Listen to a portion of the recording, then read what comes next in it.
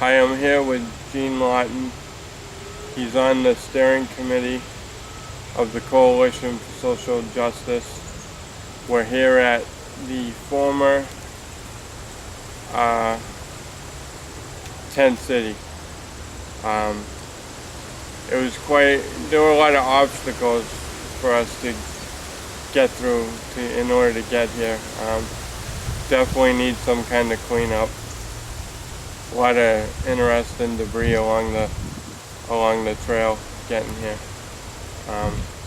So Gene, what are your thoughts on the homelessness situation in Brockton? Well, sadly, a place like Tent City ever had to be here. We need to take care of our homeless situation a lot better than we currently are, and along with other activists and community groups, we're trying to work on that. Yep. So how long ago was this cut down, do you think? Oh, I believe it was within the last year, if I remember correctly. Yeah. I know early spring. I remember that same weekend there was a big fire on the corner of Elliott and North Montello. Do you remember that? Yes, I do. The big building, now it's knocked down. So all this, there was some controversy involved with, taking this down. It was private land, and the taxpayers ended up footing the bill on it. Although CSX, I've been told, has since reimbursed the city. All right. So I guess that's resolved. And is this land contaminated?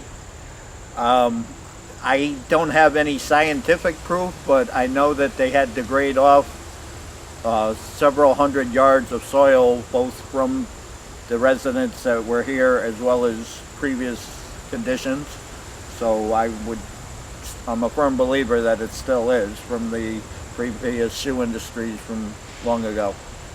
All right, because we stopped walking further. I wanted to go further, but there's a lot of water back there. It wouldn't be a fun journey.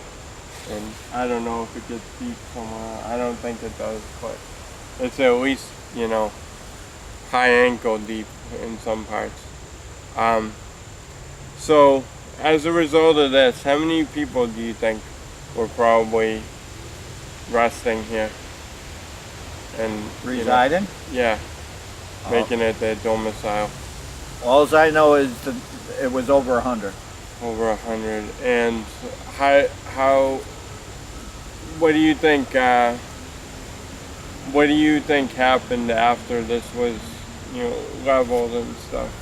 Well, unfortunately, our current situation is with the mainspring house, which is severely maxed out as it is. So with the warmer weather approaching after this happened, they went to our public parks. Mm-hmm. And what sort of things you mentioned? A thing opening up pretty soon, the Haven. Yes. Brockton Haven. Do you know anything more about that? I think I heard something about that before, but I'm not too knowledgeable about it. I know it's going to be just up on Pleasant Street. I don't have the exact location, and they're going to be working on transitional services for the homeless, such as setting them up possibly with Social Security, finding them temporary status if they don't have it, working with the VA for those that are having trouble transitioning out of the military and have lost their homes or their apartments, and just basically trying to be a helping hand. They are a not-for-profit private group. And when you mentioned that, I sort of, said, I think a good idea that might work, it depends on having the right people around you and, the right people in the organization and everything, clicking properly. But some kind of internship program where, qualifying homeless persons would sort of work, and part of their work thing, the pay would go back into the place, helping them, with getting, reacclimated into society again. Yeah, one of the places that is in place that's similar to what we're talking about is Jack's Place in Ward 6, just up the road. Yep. It gives the people that are involved there a sense of self, something to be proud of. They have a little apartment that they can call their own. They have to maintain it as well as maintain what they're doing, themselves in regards to looking for work and certain things like that. What I would love to see is that expanded upon either through the private, public, or both, through, if not each, or primarily through each ward, but at least, or I'm sorry, if not through each precinct of the 28 that we have in the city, through the 7 wards, so that we disperse this throughout the community so that it is not in one specific place. Also that the revenue sources can be spread about throughout the city as well. Because I have a firm belief that a great majority of the people that are homeless now are not homeless by choice. They are, been devastated by job loss, illness, possible death of a spouse, foreclosure. Yeah. And there's a lot of fraud closure too. That's the subject I've been studying for over a decade now, with these mortgage companies, and there's a lot of fraudulent securitization going on where they split the mortgage and the note, but basically these mortgages are designed to fail, and they have insurance on them so that when they do fail, they collect no matter what, and they turn a profit. And a lot of that stuff I'm trying to, explain to elected officials and other people that might actually be able to resolve the problem. So Jack's Place, we were going to film there actually, but there wasn't really, outside of it. I wanted to talk about that too because, we didn't film because it was right on the street and the audio would have been bad.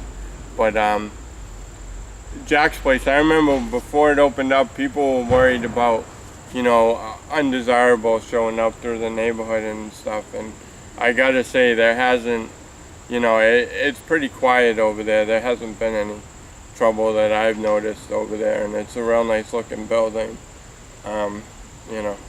It's right on the corner.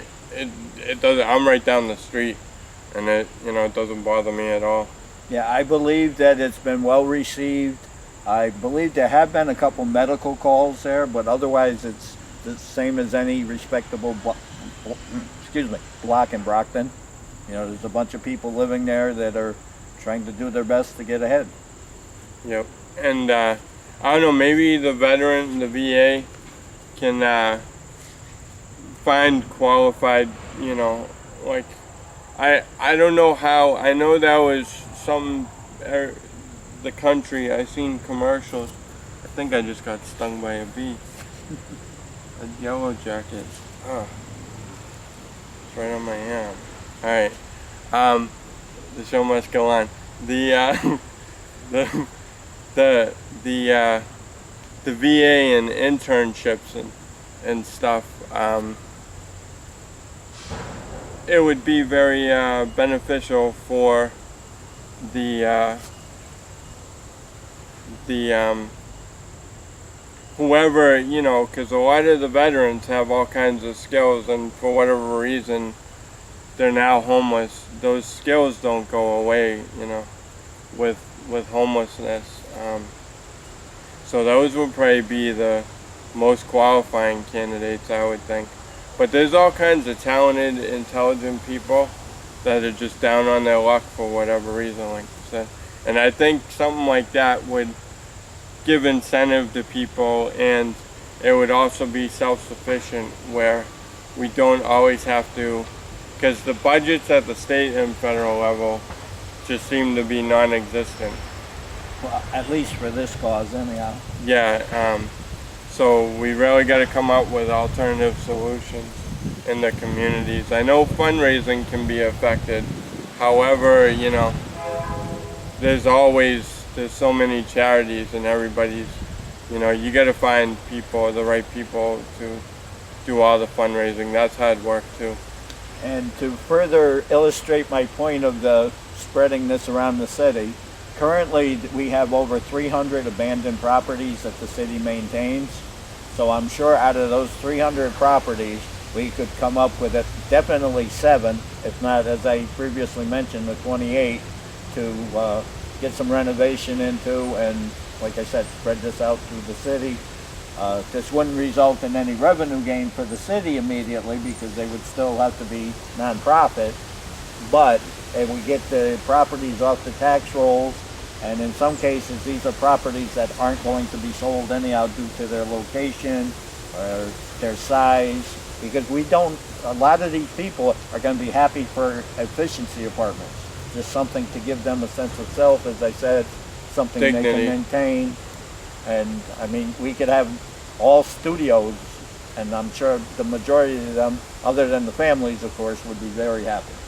One thing I've heard, I used to help this lady with her cable access show, and I know she would go out in front of Mainspring House on Saturdays and have bagged lunches for people. Mm-hmm. And the thing she said she thinks would alleviate some of the problems is by splitting the males and the females up to have like an all-female shelter, because she sees a lot of, fighting, needless fighting, and like she seems to think if they were split, it would be a better place for certain people and stuff. I know in a lot of other of our gateway cities, they actually have it separated. The males are strictly male, and the families are, or it's women and families.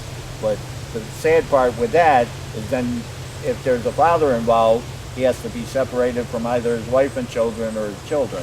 But I guess yeah, so maybe it wouldn't be ideal for those type of families. Would be another place for people.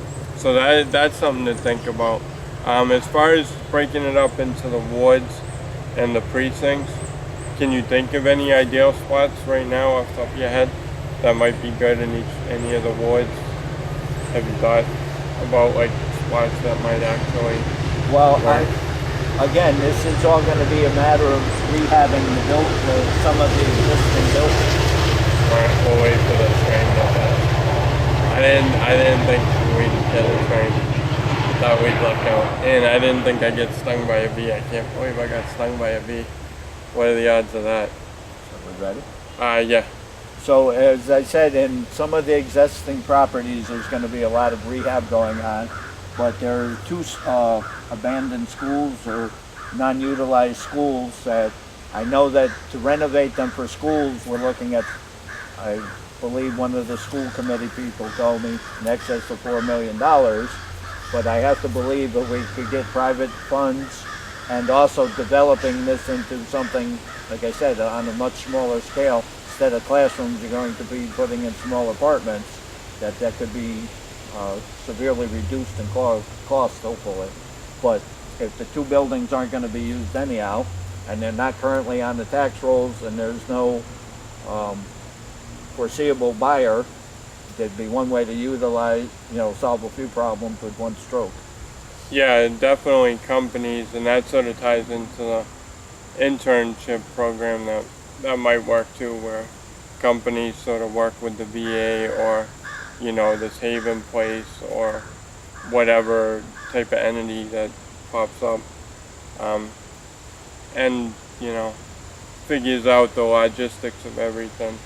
So, I think that's something that's gonna be done, and of course a lot of it is a lot of the other aspect of homelessness has to do with drug abuse and opiate addiction especially.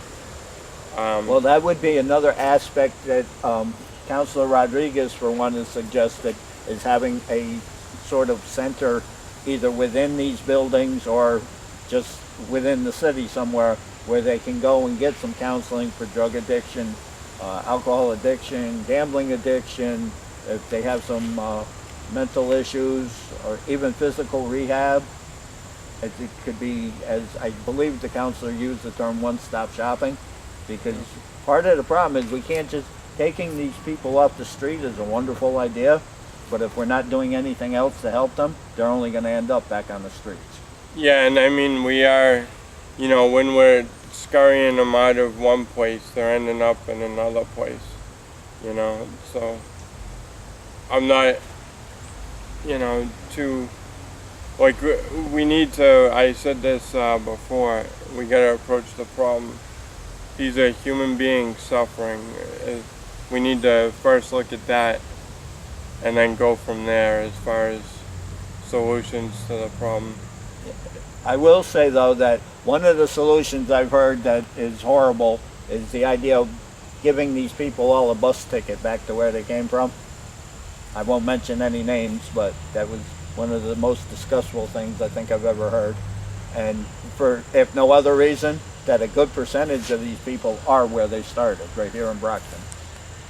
Yeah, and a lot of them are, like I've met with veterans. I try to, if I have time and stuff, I'll sit down and have a meal with whoever is, down on their luck. And through that, I've talked to veterans, and they explain to me things about what they like and don't like about Mainspring House. But basically, they're only an overnight facility, really. They're, during the day, they're left to Their own means. Yeah, so, and didn't the Salvation Army do some stuff? I'm not as familiar with anything they have or haven't done, so I can't speak to that. Yeah, I'm not sure either. I think they have a few beds over there, and there's probably other places that have beds. But I'd definitely like to learn more about the situation. I met someone at a Young Professionals thing. She actually works for Mainspring House. I met her about a month ago. I need to follow up with her, but I wanted to reach out to her and get in contact with the people over there so I can check out the building and elaborate more on things from there. I wanna expand upon our talk right now about homelessness by getting some stats and building a few web pages to get some facts out there about how many homeless people do you think are in Brockton. Have they ever tried to count that? Well, because it's such a transient society, what's here today may not be here tomorrow, or may be added to, so. I know Mayor Menino once, like in the winter, he actually went around with a crew and counted the homeless people in the city. He tried doing a head count. I remember hearing about that. I don't know, Boston has some serious issues too with, about methadone mile. Yeah. Where they shut down one of the islands there. Do you know what island it was? Oh, I know what you're talking about. Because the bridge was bad. Yeah, there was at least 100 people at that.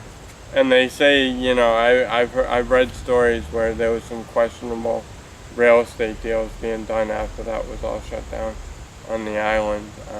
But basically, all those people relocated to the corner of Mass Ave and what's that? It's pretty much exit 18A off of if you take your second left, getting off of exit 18A on Route 93 North, it intersects with Mass Ave, and there's like the hospital there, and there's and you'll see all kinds of different people there at all times of the day, like shooting up, and right in the daytime. It's right there on the corner. It's that bad over there. And so I mean, the problem isn't going away. One of the things I feel strongly about is all these banks and these huge conglomerate corporations like Chase, HSBC, Deutsche Bank. These banks are doing a lot of fraudulent foreclosures. They have no standing to foreclose, and yet because the way our courts are set up, they're administrative courts. Like in Massachusetts, there's everything goes through a land court and it's non-judicial. There's actually a bill where I gave testimony in September as a proponent for the bill that proposes to change non-judicial foreclosure to judicial foreclosure, so families can go into court with their side of the story. Right now they're pretty much just rubber stamping these things through the land court, and nobody has any way to. I'm finding little ways, but it's a battle. There's people fighting and stuff, but for the most part, I'd say well over 95% of the cases are just getting, whipped through the land court, and they got there's all kinds of mortgage fraud, foreclosure fraud, notary fraud, securitization fraud, there's appraisal fraud going on. There's a lot of different frauds going on, and it's a lot more prevalent than people would imagine. Well, there's also third-party arbitration, which is similar, but it's not necessarily with a judge. Basically, it's where the homeowner comes in, states their case, how they got into whatever bind that, or whatever their defense is. The lender then speaks their piece, and a mediator would then make a judgment of which both parties have to adhere to, no matter who it favors. And they do loan modifications, but they're really not. They're renegotiating a contract that's going to do the same thing again, and it's really not like these banks don't seem to not want to have people living in homes for a long time. They seem to profit more on the turnover of homes. The more times a home is sold, the more they can profit. I mean, in theory, anyhow, that's true. But the ideal thing is, if you're not paying the mortgage, they don't want you in it. And how that comes to be is the bigger issue. Yeah.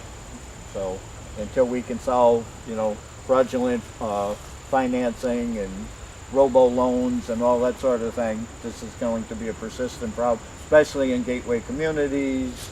I mean, it's a lot more restrictive now. I just purchased the home 2 months ago, and I went through considerably more paperwork than I went through in it's definitely more stringent now. There's definitely there were a lot of no document loans where there's a lot of predatory lending going on. There's also, what was the other thing I wanted to touch upon? The mortgages. Well, these banks, I mean, these CEOs and stuff, they're not even, Wells Fargo is always in the news for fraud, and they just, what they're doing in settlements is tiddlywinks compared to what they have for assets and what they got from the fraud. It's like they're not even paying a tenth back of what they reaped from all the fraud. And a lot of these people are criminals, and they need to be put in jail, and they're not being put in jail too. That's something that needs to happen.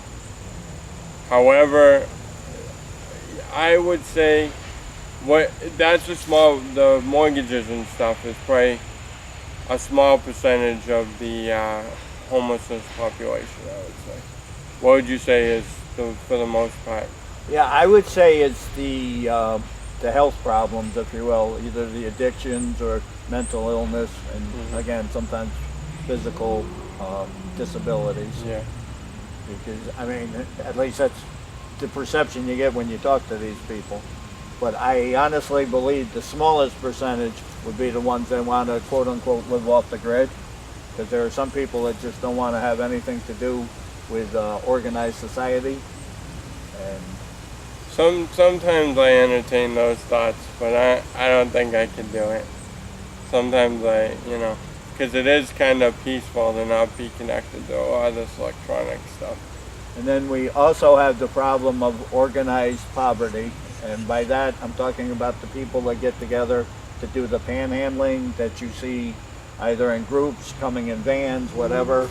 And they're like in roughly the same location every day, 7 days a week. and then you don't see them at night because they're going back to a home.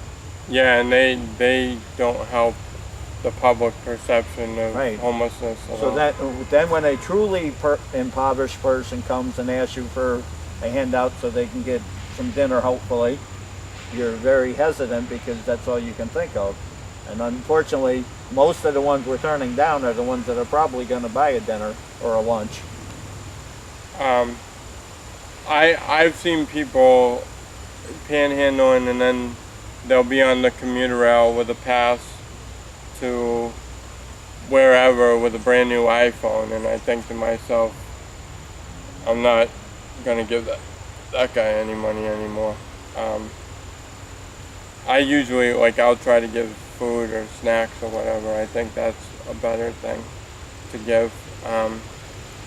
I want to say, like, no child should be homeless too. Wherever we see that happening, we need to, Yes, because to further illustrate that point, I'm pretty sure this was last year's number. There was an excess of 250 homeless children being educated by Brockton schools, which is great for the children, but a good majority of those 250 students we don't get any aid for. And of course, we educate every willing student that comes to our doors, which is to Brockton's credit and the school system's credit. But unfortunately, we are at a $16 million deficit, plus or minus $1 million. I think now they found some more money, but so we don't need to be, or it doesn't help us, I should say, to be educating people that we basically aren't getting subsidized for, but we will continue to do it. well, so if anybody out there is interested in that, I know I want to say it's Horizons for homeless children. I know that's a charity in Boston. I'm not sure. I think it's Horizons. But if anybody's interested in talking more about that, especially childhood homelessness, feel free to reach out to me, and I'll try and promote it and contribute in whatever way I can. I'll do my best on that one. Is there anything else you want to add? Well, I just want to say that most of the people that we have that are quote unquote homeless are not looking for a handout, they're looking for a hand up. And Definitely. if anyone out there listening would like to get in touch with me, please feel free. I'm the Brockton activist. You can reach me at 774-219-1915, and that is my private number, but if you really are concerned about the homeless situation, please call me. Thank you. Coalition for Social Justice, how would someone contact the organization or find out more info on the organization? Well, we have a website, the Coalition for Social Justice. If you just Google that, it'll come up. I don't remember the exact domain name. We have offices in Brockton, New Bedford, Fall River. We have chapters in Taunton, Attleboro, and the Cape. We're grassroots activists, which basically means anybody from the community, whether you're a teacher, lawyer, doctor, shoe factory worker, grocery clerk, mother, stay-at-home student, whatever, we more than welcome you, and people of all ages, colors, races. We want the community involved. So if you're interested, go to that website, or again, you can call me. I'll be more than happy to put you in touch with our organizer. So Google Coalition for Social Justice, Brockton. No, you don't even have to put that. Coalition for Social Justice, you should go to the homepage. And as far as social media, there's probably a Twitter and a Facebook. I don't do multimedia, so I'm the wrong person to ask for that. Well, I just started doing social media this week. I probably should have been doing it. I dabbled with it a few years ago, but it's a lot of work, and I like to be out and about and in the fresh air and stuff. I don't have a smartphone yet, and I'm a computer programmer, so there's a few things I just don't like the security, and I'm clumsy, so like those smartphones aren't gonna last. I don't want to buy an expensive phone and see myself breaking it like within a month or 6 months or a year, even a year. So, but I'm realizing more now that social media, used the proper way, can you know, I'm not going to tell you what I'm stuffing my face with on social media and things like that. I'm just going to try to present facts in a well-organized fashion. So thanks for your voice. Thanks for your time, Gene. Been a pleasure as always, Scott. Take care.